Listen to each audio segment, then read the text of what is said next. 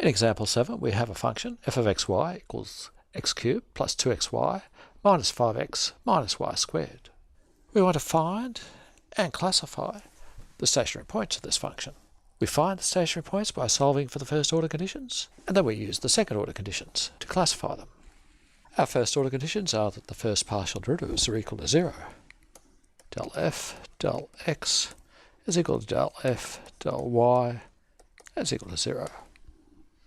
Del f del x is equal to, well, first term we'll have 3x squared plus, now remember we're treating y as a constant, so that will be 2 times y minus 5, and the first derivative of y squared with respect to x is equal to 0, so it disappears. We'll set that equal to 0.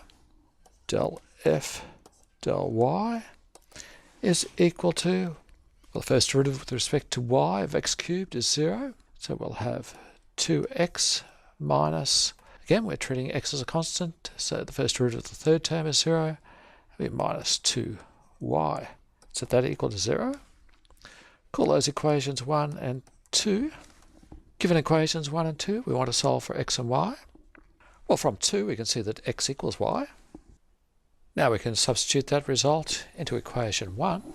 We have equation 1 there. Substituting x equals y into that, we'll have 3x squared plus 2x minus 5 equals 0.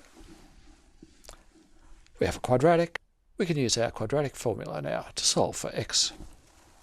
We have our quadratic formula there. So carrying out that calculation will give us that x1 is equal to minus 5 on 3, and x2 is equal to plus 1. X is equal to y, so that gives us our two stationary points. They will be at minus 5 on 3, minus 5 on 3, and 1, 1. So we have stationary points. To classify them, we turn to our second order conditions. It might be a little bit tedious, but we should always state the second order conditions. We have a test, we state what the test is, we carry out the calculation, and then state our conclusion. Having stated our test, now let's calculate the second order partials.